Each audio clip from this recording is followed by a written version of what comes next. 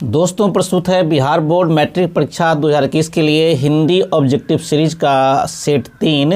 आज का पाठ है भारत से हम क्या सीखें। और आपको मालूम ही है कि लगातार 2 सेट निकल चुके हैं इसके, और भी जितने भी सेट हैं वो निकलने जा रहे हैं। इस ट्यूटोरियल की सबसे बड़ी विशेषता ये है कि इस पाठ से इतने सारे ऑब्जेक्टिव क्वेश्चन ले लिए गए हैं कि अब इससे और अधिक ऑब्जेक्टिव क्वेश्चन आने की बिल्कुल भी संभावना नहीं है। इसलिए मैंने थंबनेल पर लिखा भी है, इससे ज़्यादा और नहीं, ये 100% मैं गारंटी दे रहा हूँ। दूसरी बात, जो लोग नए हैं उन्हें मैं बता देता हूँ नियम कि आप मेरे साथ अपना भी इस क्विज को करें, एक तरह से क्विज ही समझ लीजिए इसको, और आप भी मेरे साथ अभ्यास करें। इस पाठ से मैं शुरू में बता देता हूँ, कुल 47 प्रश्न मैंने लिए हैं। तो आप क्या कीजिए, जल्दी से 1 से 47 तक नंबर दे दीजिए, वीडियो को पॉज कर लीजिएगा, और वीडियो पॉज करने के बाद आप भी मेरे उत्तर बोलने से पहले कोशिश कीजिएगा कि मैं आप उत्तर बोलूँ।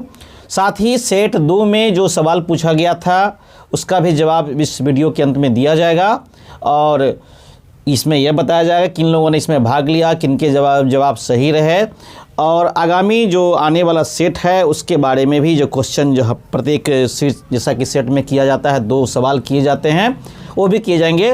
तो चलिए, नियम सब आपको मालूम ही है, तो ज़्यादा देर न करते हुए शुरू करते हैं आज का ये ऑब्जेक्टिव सेट 3 भारत से हम क्या सीखें। तैयार हो जाएं।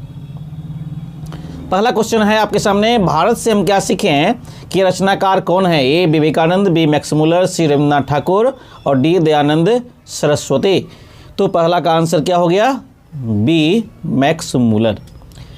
दूसरा, मैक्स मुलर का जन्म कब हुआ। ए 6 सितंबर 1823, बी 6 अक्टूबर 1823, सी 6 नवंबर 1823 और डी 6 दिसंबर 1823। तो सब में 6 लगा हुआ है, लेकिन आपको भ्रमित करने के लिए आपको जानना चाहिए कि मैक्स मुलर का जन्म कब हुआ। तो इसका आंसर होगा 2 का सी, यानी 6 नवंबर 1823। तीसरा क्वेश्चन, मैक्स मुलर का जन्म कहाँ हुआ। A Ratna park Nepal, B Dessau Germany, C Washington America और डी दिल्ली भारत। तो तीसरा का आंसर बिल्कुल सही, 3 का बी डेसाउ जर्मनी। चौथा क्वेश्चन है कि मैक्स मुलर के पिता का क्या नाम था। ए विलहेल्म्स मुलर, बी हेस्टिंग्स मुलर, सी जॉनसन मुलर और डी पीटर मुलर। तो 4 का आंसर ए, हाँ ठीक है आपका, विलहेल्म्स मुलर। पांचवा क्वेश्चन, मैक्स मुलर को वेदांतियों का वेदांती किसने कहा। ध्यान दीजिए कि वीडियो यदि आप नहीं सुन पाए तो तेज़ी में, तो आप पॉज करके भी वीडियो को रोक करके सुन सकते हैं, और पूरा पाठ आप देखना न भूलें, क्योंकि इतने सारे ऑब्जेक्टिव क्वेश्चन ले लिए गए हैं कि इससे और ज़्यादा ऑब्जेक्टिव क्वेश्चन आने की संभावना बिल्कुल नहीं है। तो वेदांतियों का वेदांती किसने कहा। ए स्वामी सहजानंद, बी स्वामी वल्लभाचार्य, सी स्वामी विवेकानंद और डी स्वामी दयानंद। तो 5 का आंसर हो जाएगा सी, स्वामी विवेकानंद। छठा क्वेश्चन है, कालिदास रचित मेघदूतम का पद्यानुवाद किसने किया। ए रविन्द्रनाथ ठाकुर, बी स्वामी विट्ठलनाथ, सी कालिदास और डी मैक्स मुलर। तो छठा का आंसर हो गया डी मैक्स मुलर। सातवां, भारत से हम क्या सीखे क्या है। ये कहानी, बी उपन्यास, सी जीवनी और डी भाषण। क्या है बताएं। तो 7 का डी, ये भाषण है। 8वां क्वेश्चन है कि भारत से हम क्या सीखें पाठ में नए सिकंदर विशेषण किसके लिए प्रयुक्त हुआ है। A William Jones, B Warren Hastings, C हैकर्स और डी युवा अंग्रेज अधिकारी। तो किसके लिए प्रयुक्त हुआ है। तो 8 का आंसर हो गया डी, युवा अंग्रेज अधिकारी के लिए ये प्रयुक्त हुआ है। डी नृवंश विद्या का संबंध किससे है। ए वनस्पति विज्ञान से, बी प्राणी विज्ञान से, सी मानव विज्ञान से, डी अंतरिक्ष विज्ञान से। तो 9वां का आंसर हो गया बिल्कुल सही, सी मानव विज्ञान से। 10, वॉरेन हेस्टिंग्स था क्या था।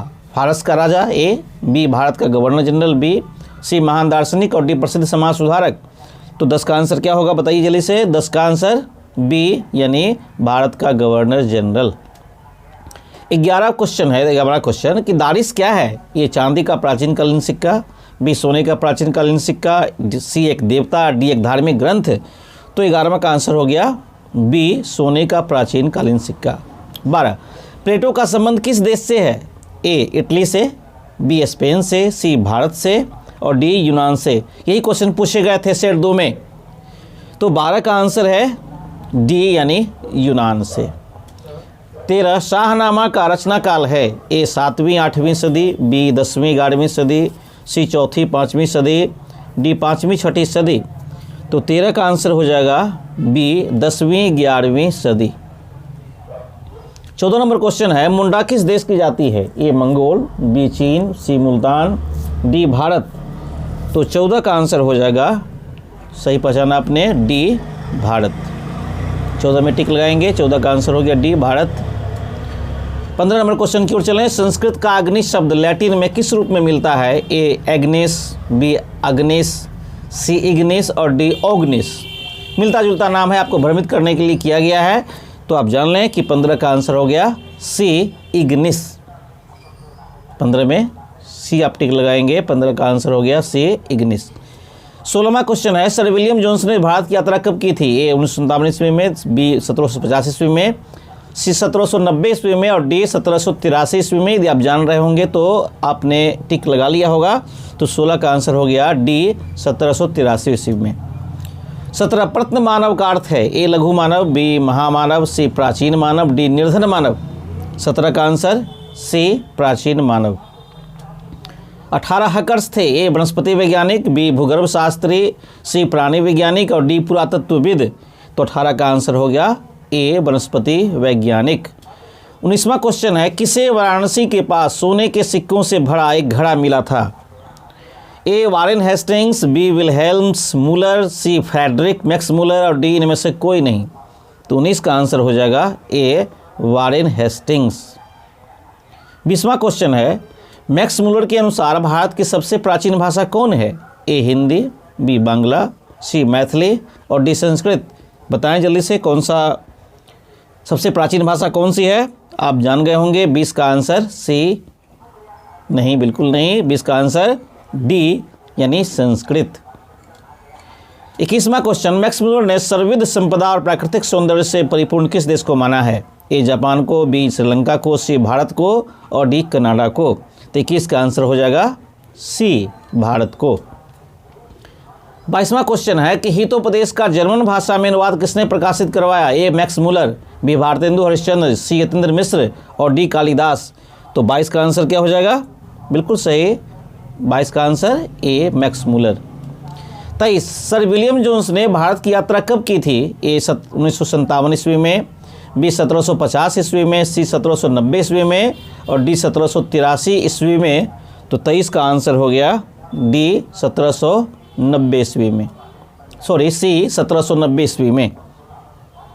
बल्कि 23 का आंसर करेक्शन करना चाहूँगा, 23 का आंसर होगा डी 1783 ईस्वी में, ए सी नहीं। 24 का क्वेश्चन है कि मैक्स मूलर ने कंठ और केन आदि उपनिषदों का किस भाषा में अनुवाद किया? 24 का ए लैटिन भाषा, बी संस्कृत भाषा, सी जर्मन भाषा और डी हिंदी भाषा। तो 24 का आंसर हो जाएगा सी जर्मन भाषा। 25 किस गवर्नर जनरल के समय 172 दारिश नामक सोने से भरा घड़ा मिला था? A Lord Cornwallis, B Lord William Bentinck, C Lord Dalhousie और डी वारेन हेस्टिंग्स। मैं क्वेश्चन दोबारा नहीं रिपीट कर रहा हूँ, आपको यदि कठिनाई होगी तो वीडियो पॉज करके आप देख सकते हैं।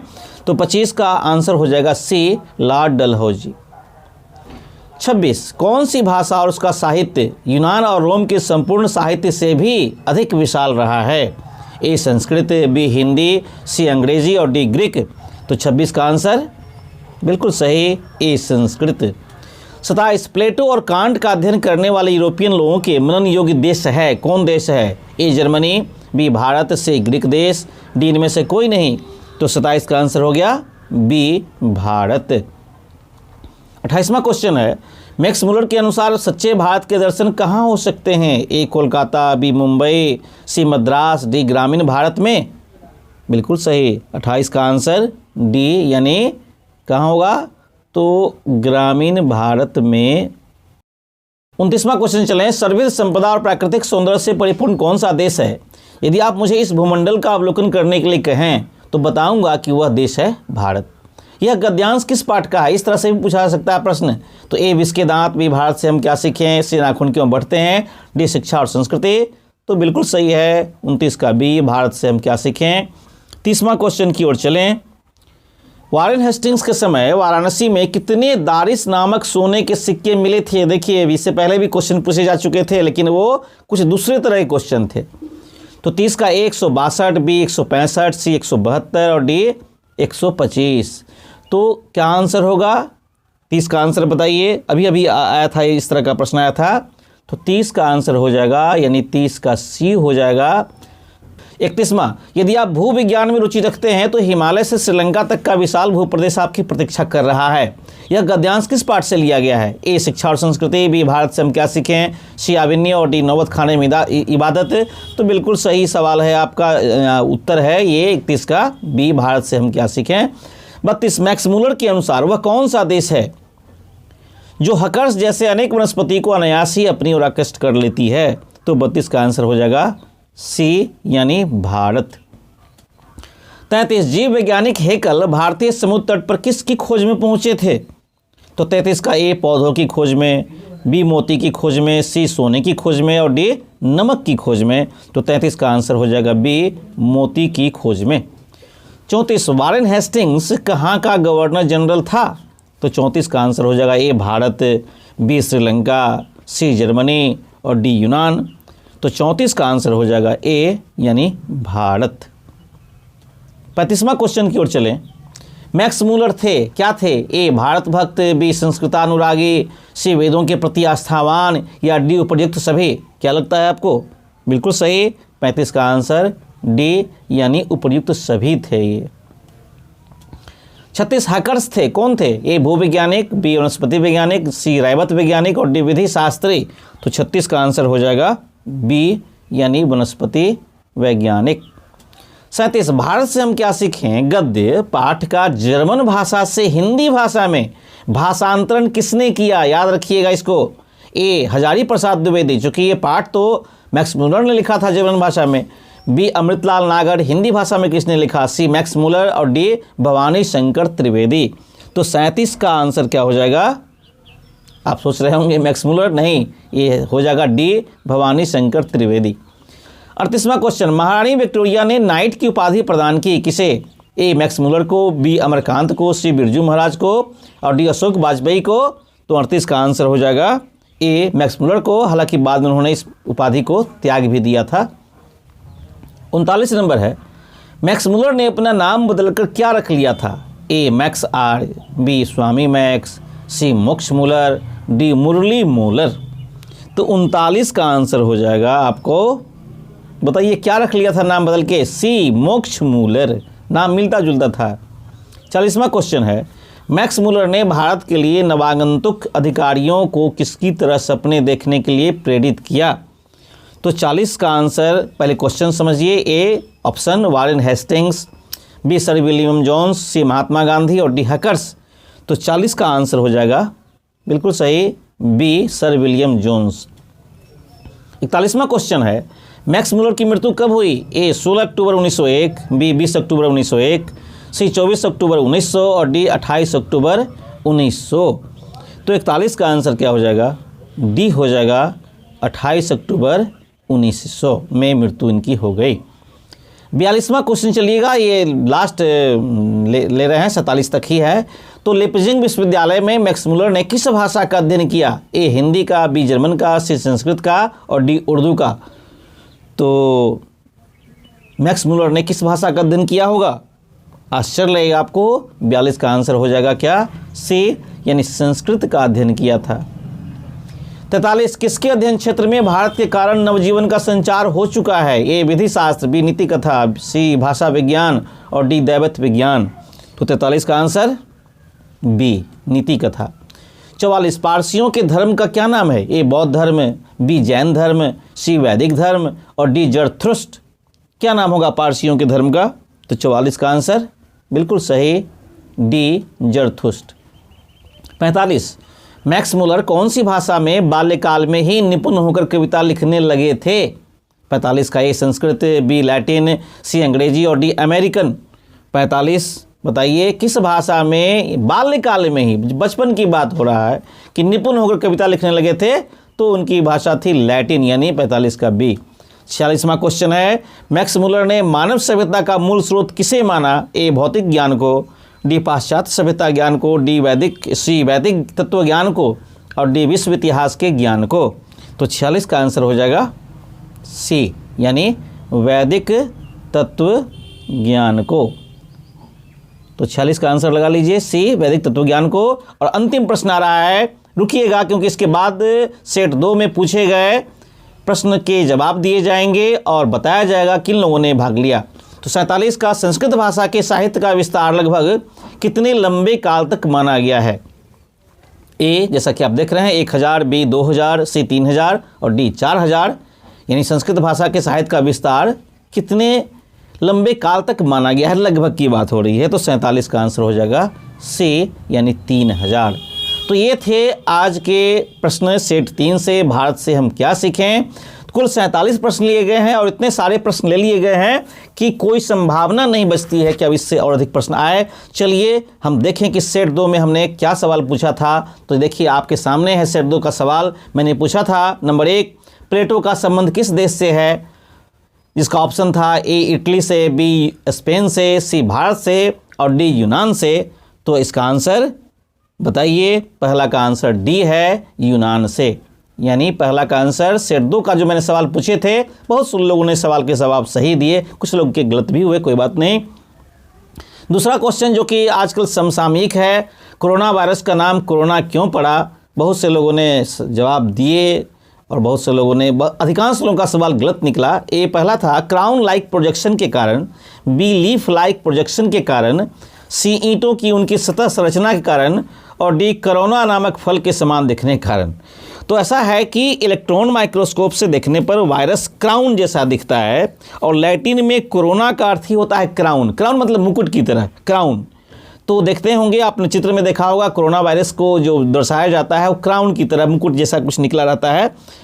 तो ये क्राउन शब्द पड़ा। तो इसका आंसर क्या हो जाएगा? 2 का ए हो जाएगा। कोरोना वायरस का नाम कोरोना क्राउन लाइक प्रोजेक्शन के कारण, मतलब दिखने के कारण जो है ऐसा पड़ा। चलिए आज का सवाल मैं लेता हूँ। आज का सवाल ध्यान दीजिए। पहला जो आपके अगले पार्ट से है, यानी अगला पार्ट क्या है आपका? नाखून क्यों बढ़ते हैं? किस देश के लोग बड़े बड़े नख पसंद करते थे? ए गौड़ देश, बी कैकय, सी यूनान और डी गांधार। और दूसरा क्वेश्चन जो मैंने पहले ही कहा है कि वो अभी समसामयिक है और जानना जरूरी है कि कोरोना वायरस के कारण किस दिन देश में जनता कर्फ्यू लगाया गया। ध्यान दिए होंगे आप, याद हो गया या भूल गए कि सबसे पहले किस दिन देश में जनता कर्फ्यू लगाया गया था? ए 20 मार्च 2020, बी 13 मार्च 2020, सी 22 मार्च 2020 और डी 16 मार्च 2020। तो बिल्कुल नज़दीक का उत्तर है। याद कीजिए किस दिन देश में जनता कर्फ्यू लगाया गया। उत्तर के जवाब अगले वीडियो में मिलेगा। पहले मैं अभी उन लोगों के नाम ले लूँ जिन्होंने सेट 2 में भाग लिया और सवालों के जवाब सही दिए या भाग भी लिए। तो मैं सभी का नाम लेता हूँ, हो सकता है कुछ छूट भी जाएं। तो उन बच्चों में अमित कुमार, मनीषा कुमारी पैगंबरपुर से, विकास कुमार, मुकेश कुमार, हिमांशु कुमार, सुमन कुमार बटवाड़ा, सूरज कुमार। इसके अलावा कुछ वीडियो चैनल से भी भाग लेते हैं। चिल सॉन्ग के मोहन बाबू, दीपू आर्ट्स, इनका अपना वीडियो चैनल है आर्ट्स का।